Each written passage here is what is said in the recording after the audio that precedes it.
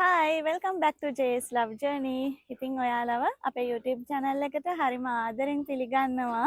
ඉතින් ඔයාලා හැමෝම හොඳින් ඉන්නවද? ඉතින් අපේ යාළුවනේ ඔයාලට අපේ YouTube channel එක ගැන මොකද හිතෙන්නේ? අපිව දැනටම subscribe කරලා අපිත් එක්ක ඉන්න යාළුවෝ නම් අපි ගැන දන්නවා. හැබැයි අද අපේ වීඩියෝ එකක් පළවෙනි වතාවට නම් බලන්නේ ඔයා අපේ YouTube channel එක subscribe කරන්න අමතක කරන්න එපා. ඒ වගේම අපේ channel එකට ගිහිල්ලා ඔයාලා බලන්න අපේ videos.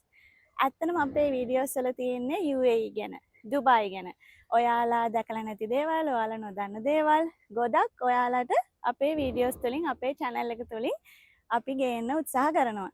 ඉතින් අපේ අලුත් යාළුවෝ අපේ channel එකට ගිහිල්ලා බලන්න, අපේ වීඩියෝස් වලට කමෙන්ට් කරන්න, ලයික් කරන්න කියලා ආදරෙන් ඉල්ලන ගමන් අපි බලමු අද මොනවද කතා කරන්න කියලා. අද අපි මේ අරන් ආවේ ටිකක් වෙනස් විදිහේ වීඩියෝ එකක්.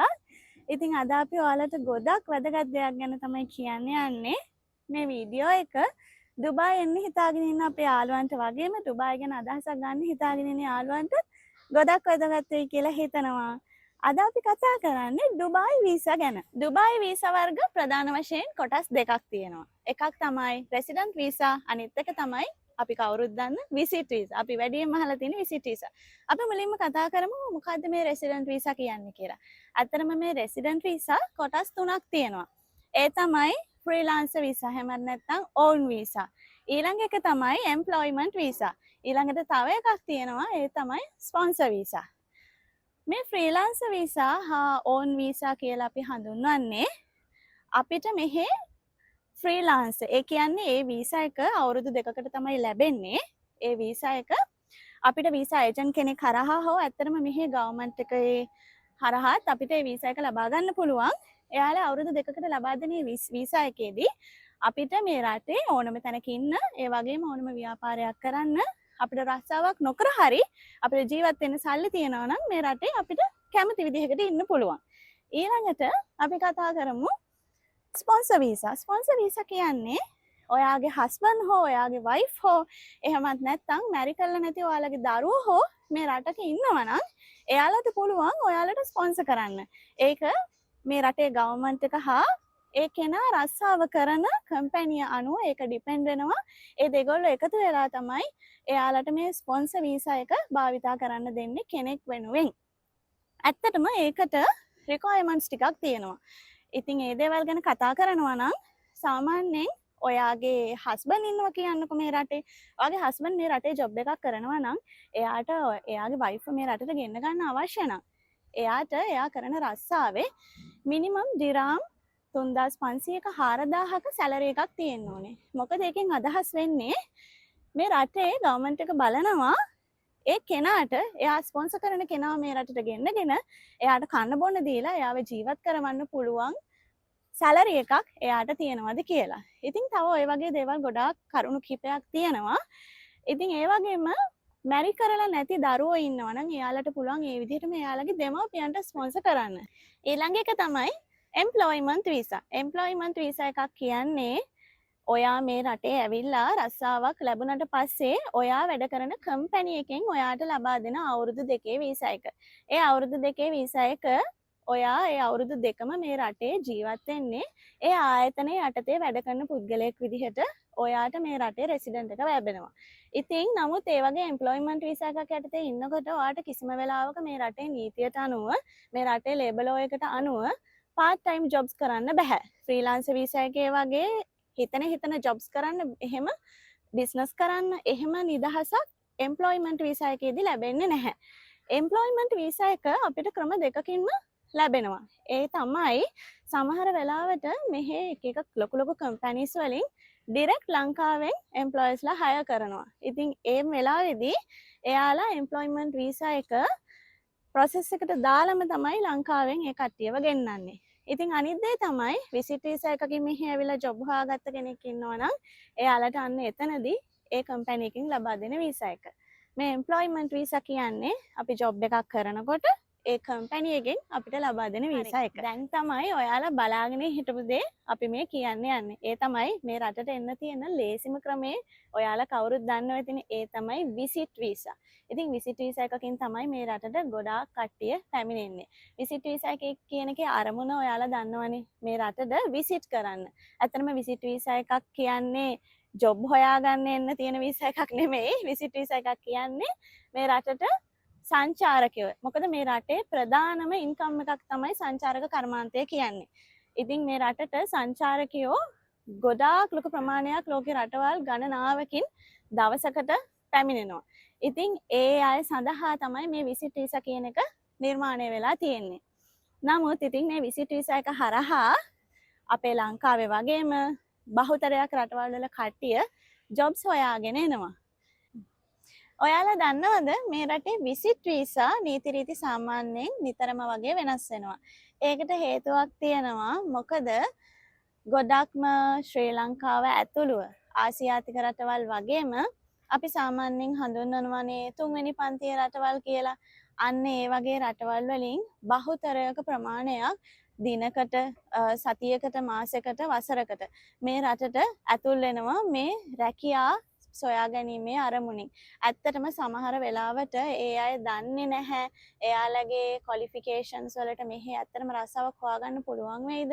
සමහර වෙලාවට රස්සාවක් හොයා ගැනීම සම්බන්ධයෙන් මේ රටක් සම්බන්ධයෙන් කිසිම අවබෝධයක් නැති අය පවා මේ රටවල් වලට එනවා. ඉතින් ඒක එයාලගේ අගහිඟකම නිසා වෙන්න පුළුවන්, නොදැනුවත්කම නිසා වෙන්න පුළුවන්. එහෙමත් නැත්නම් තවත් දෙයක් තමයි සමහර පුද්ගලයන් අහිංසක අසරණ මිනිස්සුන්ගෙන් සල්ලි අරගෙන එයාලව රවට්ටලා එයාලා මේ රටවල් වලට ගෙනල්ලා රස්සාවල් දෙන්නම් කියලා රට ජීවිතය ගැන ගොඩක් ලස්සන හීනමවල දීලා එයාලා මේ රටවල් වල අතෑරලා දාලා අසරණ භාවයට පත් කරනවා. අන්න ඒ වගේ හේතු මත ඒ වගේ කට්ටිය මේ රටවල් වල වීසා එක්ස්පයර් වෙලා එයාලා ඕවර්ස්ටේ වෙලා ඉන්න තැනක් නැතුව රස්සාවක් නැතුව කන්න බොන්න නැතුව ගොඩාක් අසරණ භාවයට පත් වෙනවා. අන්න ඒ වගේ හේතු නිසා තමයි ඒ දේවල් වෙන එක අඩු වෙන්න, ඒ වගේම අනවශ්‍ය ජනගහනයකින් මේ රට පිරෙන එක අඩු වෙන්න විසිට් වීසා නීති රීති නිතරම වෙනස් වෙන්නේ. පහුගිය කාල පුරාවට සමහර රටවල් වලට විසිට් වීසා තහනම් යොදලා තිබ්බා. ඒ වගේම විසිට් වීසා නීති දැඩි කළා. දැනටත් ඒ දේවල් ක්‍රියාත්මක වෙනවා. ඒ වගේම මේ වෙනකොට යම්කිසි ආසියාතික රටවල් කිහිපයකට විසිට් වීසා තහනමක් යොදලා තියෙනවා. ඒ වගේම දැනට ඒ රටවල් වලින් මේ රටට ඇවිල්ලා රැකියාවන් කරන අයට ඒ කරන රැකියාවෙම වීසා එක නැවත නැවත අලුත් කරන්න පුළුවන්. ඇත්තටම ඒ අරුණහම එයාලට මේ රටේ වෙන රස්සාවකට යන්න බැරි තත්ත්ව පවා ඇති වෙලා තියෙනවා. හැබැයි ඔයාලා දන්නවද තවමටත් අපේ ලංකාවට ඒ වගේ නීති රීති දැඩි කිරීමක් කරලා නැහැ. ඇත්තටම මේ රටේ අපේ කට්ටිය, අපේ ලංකාවේ කට්ටිය ගොඩාක්, අපේ සහෝදර සහෝදරියෝ ගොඩාක් මේ රටේ රැකියාවන් කරනවා. ඉතින් එයාලා මේ රටේ රැකියාවන් කරමින් එයාලගේ ජීවිතය ලස්සනට හදාගෙන ලස්සන විදිහට ජීවත් වෙන අය ඉන්නවා. ඉතින් ඒ වගේම සමහරක් කට්ටිය ඉන්නවා. ඉතින් එයාලා මේ රටවල් එක එක ප්‍රශ්න ඇති කරගෙන ඉන්න අයත්. ඉතින් ඒක කොහොම වුණත් අර අපේ කට්ටිය මේ රටේ හොඳින් තමන්ගේ රැකියාවන් කරගෙන ඉන්න තරමටම තව තවත් අපේ රටේම සහෝදර සහෝදරියන්ට මේ රටට ඇවිල්ලා රැකියාවන් හොයාගෙන එයාලගේ ජීවිතත් ලස්සන කරගන්න ලොකු අවස්ථාවක් ලැබෙනවා. මොකද මේ රටවල් වල නීති රීති තදයි.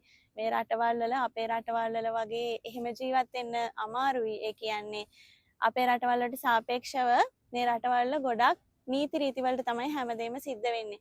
ඉතින් මේ රටවල් මෙච්චර දියුණු විදිහට මෙච්චර ලස්සන විදිහට තියෙන්නත් ඒවා ගොඩාක් ලොකු හේතුවක් වෙනවා. අන්න ඒ නිසයි මම මේ විදිහට කිව්වේ විසිට් වීසා එක රිනිව් කරගන්න පුළුවන් ක්‍රම දෙකක් ඔයාලට තියෙනවා. ඒ තමයි ඔයාලට පුළුවන් මාසෙකට විසිට් වීසා එක රිනිව් කරන්න. එහෙම නැත්නම් මාස දෙකකට.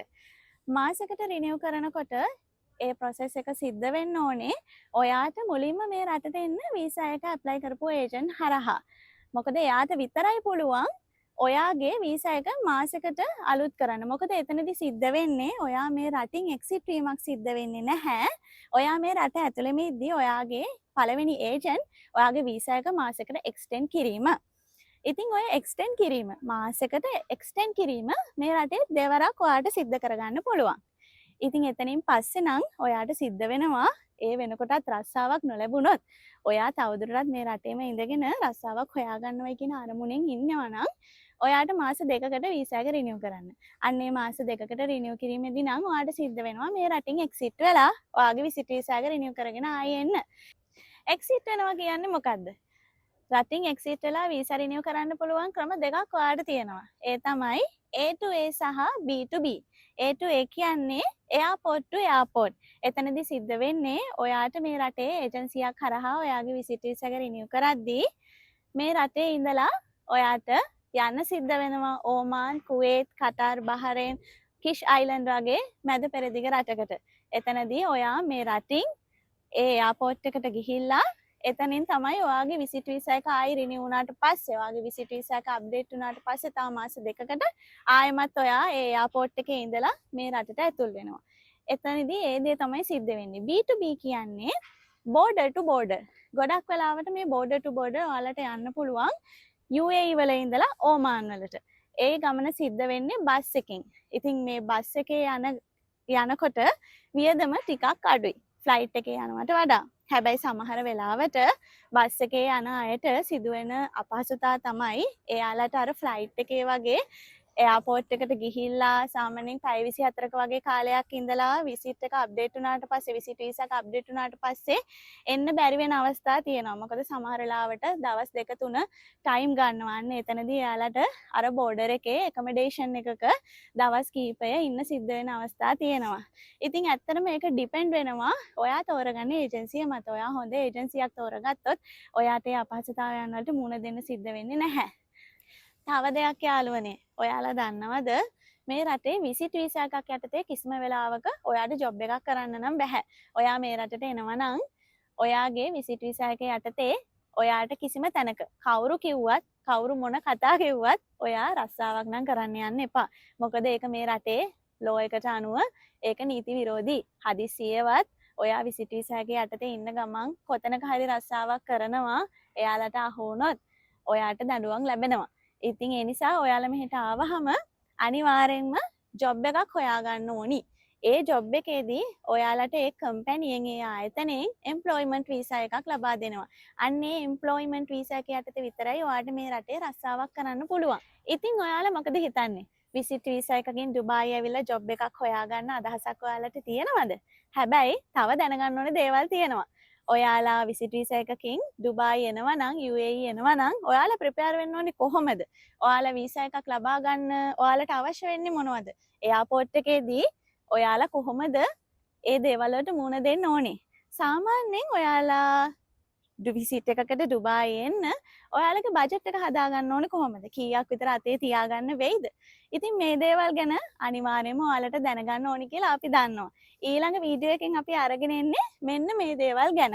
ඉතින් යාළුවනේ අපිත් එක්ක රැඳී ඉන්න ඔයා අපේ channel එක subscribe කරලා තියෙන කෙනෙක් නම් අනිවාර්යයෙන්ම අපේ වීඩියෝ එක ඔයාලට notification එකකින් ලැබෙනවා. ඒ වගේම අපේ මේ වීඩියෝ එක ඔයාලට වැදගත් වුණා නම් comment එකක් දාන්න, like කරන්න, ඔයාගේ තවත් යාළුවොත් එක්ක share කරගන්න. මේ වීඩියෝ එකේ ඔයාලට තව මොනවා හරි අපෙන් දැනගන්න අවශ්‍ය නම් ඒ ගැන අපිට comment එකක් දාන්න. අපි subscribe කරපු නැති යාළුවෝ අපිව අනිවාර්යෙන් subscribe කරන්න. ඊළඟ වීඩියෝ එකත් ඔයාලට ගොඩාක් වැදගත් වෙයි.